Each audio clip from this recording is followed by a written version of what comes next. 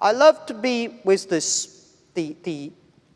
the entrepreneurs, because you guys reminds me the past 18 toughest years that we've got. And I believe one thing, I'd give my advice to all of you, as an entrepreneur, today is very difficult, and tomorrow is even more difficult. But the day after tomorrow is very beautiful. Most people die tomorrow evening. You have to work hard, you have to learn, you have to rely on your team. And that's about business. Constantly seek criticism. Yeah.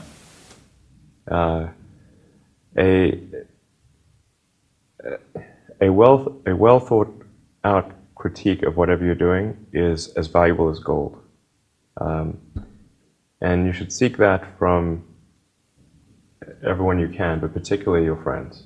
Do something you're very passionate about, and don't try to chase what is kind of the hot passion of the day. People say you have to have a lot of passion for what you're doing, and it's totally true. And the reason is because it's so hard that if you don't, any rational person would give up. It's really hard, and you have to do it over a sustained period of time. So if you don't love it, if you're not having fun doing it, you don't really love it, you're going to give up.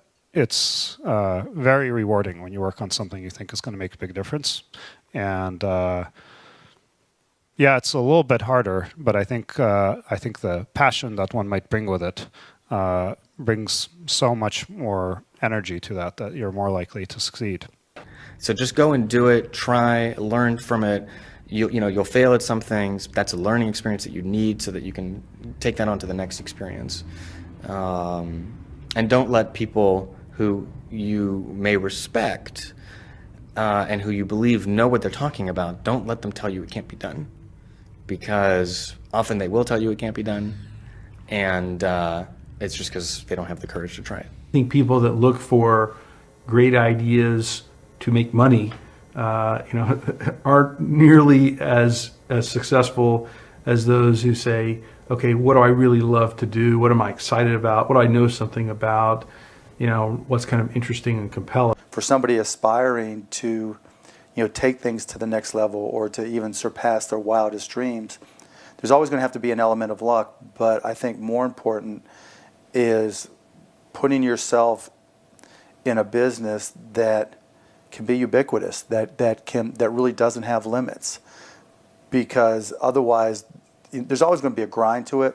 But if the business, if it can't be something that you can visualize every business using or every consumer using, it's going to be tough to scale to be big enough or to have the perceived value. One of the things I advise entrepreneurs to do is when you have an idea, a classic entrepreneurial impulse is to hold the idea close to you and not go tell people because, oh, the idea is so special. Right. That's almost always a mistake. Go talk to Why is that a mistake? Yeah. It's a mistake because your actual real competitive advantage is not that you have this idea that you have locked away in your closet, which may or may not be accurate and you have no idea which it is.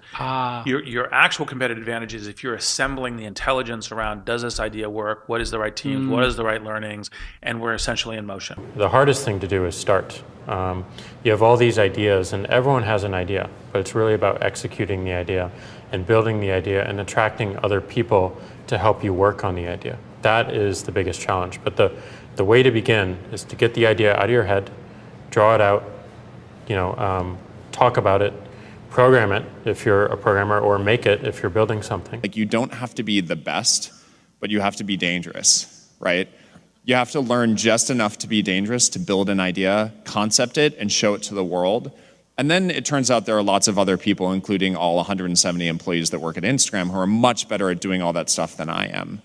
But you need to find people who can, be drawn to the idea that you build, and then they end up taking it and making it even better. One way to conceptualize what makes a good product is, good engineering is part of it, good design is part of it, but really it's, one way I think about it is, at least, is maximizing the probability that someone shows up at the front door of, your store or your website or whatever it is and ends up with a solved problem.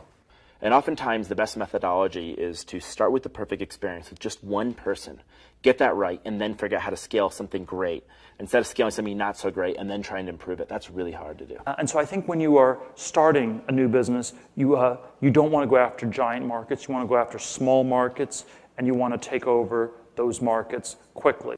And there are a lot of people from whom we can learn a lot. And I think, like, you know, the one piece of advice is, like, don't underestimate anyone you come across ever. Right. Like, whether they're, a blue collar worker waiting for the bus, or they're, helping you they're the server or bartender at the restaurant, or they're a lower ranking employee. I mean, the smartest leaders I've ever seen have always gone around the room and asked for everybody's opinion. Most startups that fail do it ultimately because they did not make something that people wanted. They made something that, that they thought people would want, but they were either in denial about it, whether it was actually any good, or somebody else came along and made something that people wanted even more. The most important thing when you're working with people early is that you guys line up on what your goals are. That sounds really basic, but you can totally, it can be fine. You can want to build a small business that makes money, and you don't have to go to an office every day. Or you can want to build a huge company. You can want to build Google. But I think you have to be really, really aligned on that. The two things we really zero in on people are, two things. They sound simple. They end up being very difficult. Courage and genius. Courage is the one we talk about a lot because it's the one that people can learn.